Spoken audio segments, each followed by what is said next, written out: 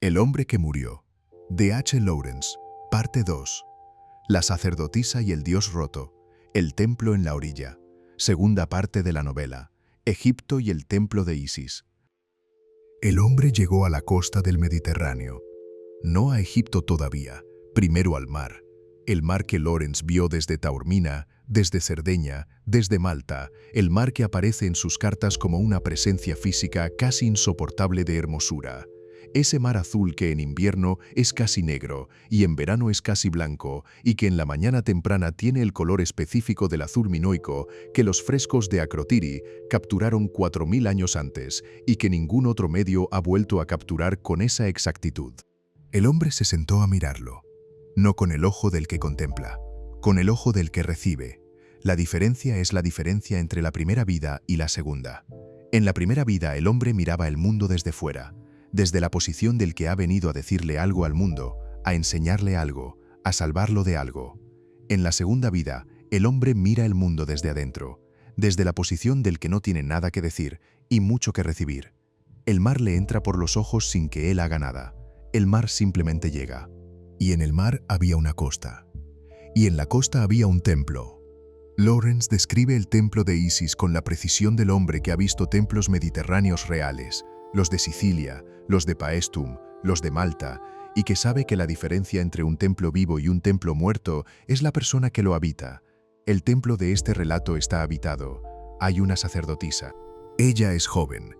Es griega de nacimiento, pero ha tomado el culto de Isis, la diosa egipcia que perdió a Osiris, el dios asesinado cuyo cuerpo fue dispersado en 14 pedazos por el asesino Set, y que Isis recorrió el mundo reuniendo pieza por pieza hasta tenerlo completo, excepto por una parte, la que el Nilo se tragó.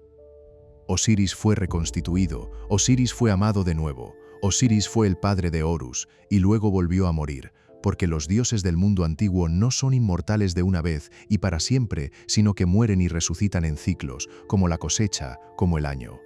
La sacerdotisa espera a Osiris, no en el sentido mítico abstracto, sino en el sentido personal concreto. Ella, esta mujer en este templo, en esta costa, espera que el dios herido llegue desde algún lugar del Mediterráneo y necesite lo que ella tiene para dar.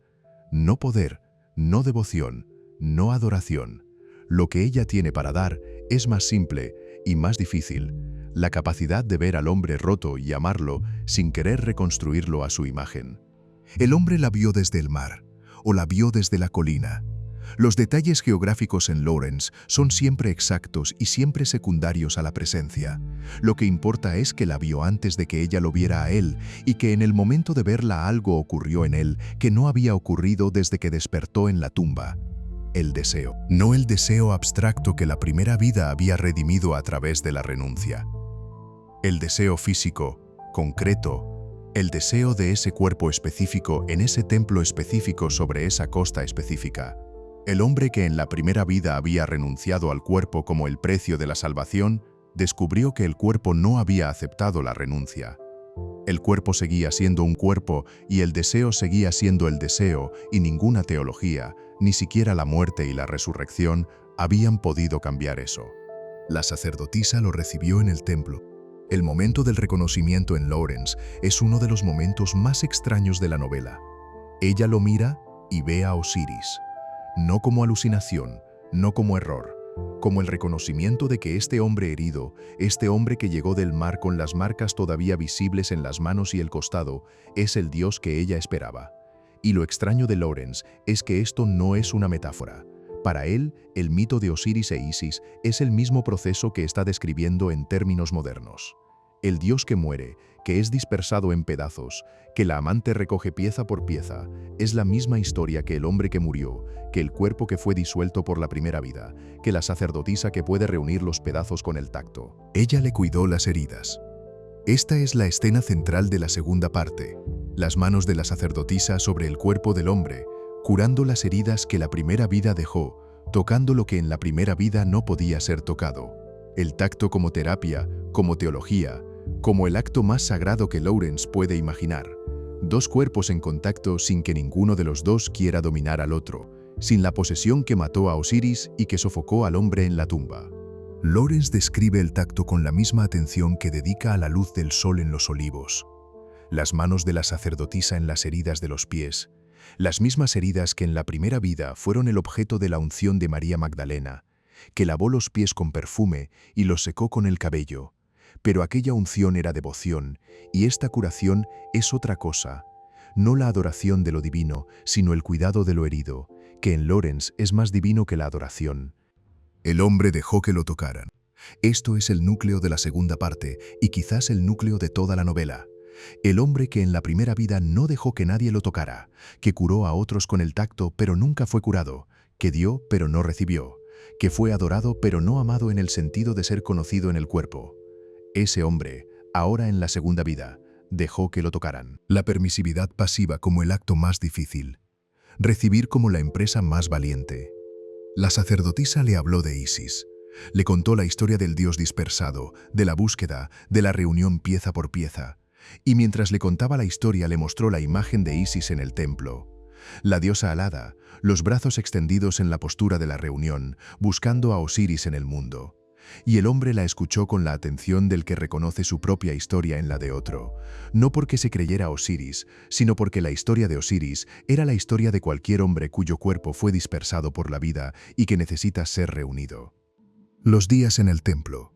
Lawrence los describe como días de curación lenta y de conocimiento creciente. El hombre aprendió el nombre de la sacerdotisa.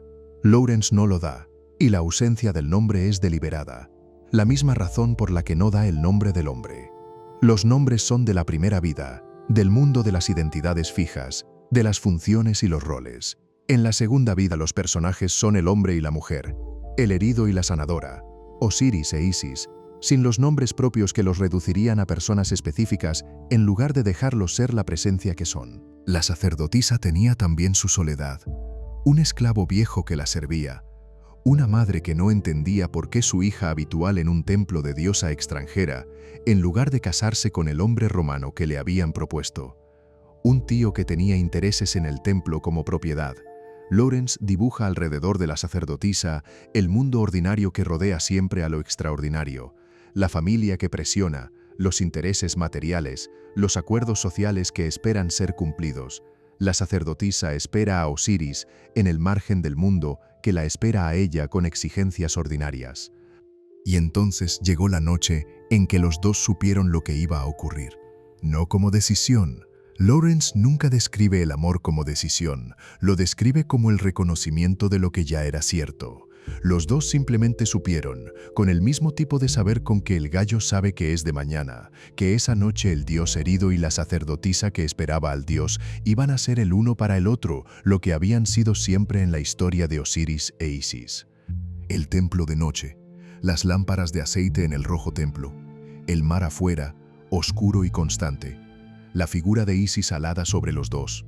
Lawrence describe lo que ocurre con una combinación de franqueza y reverencia que es la marca de su mejor escritura sobre el cuerpo, como si el tacto fuera la cosa más seria del mundo, como si nada en el universo fuera más importante que este contacto específico en este momento específico. No el sexo como conquista, no el sexo como liberación, no el sexo como transgresión, el sexo como el rito de reunión de lo que fue dispersado. Osiris reunido, el cuerpo completo por primera vez. Y en la mañana, la sacerdotisa supo que había concebido. Lawrence lo escribe con la misma quietud con que escribe el sol en los olivos, como un hecho del cuerpo, como algo que el cuerpo sabe antes de que la mente lo procese. La sacerdotisa lo supo en el cuerpo, con la certeza del cuerpo, la certeza que no necesita argumentos.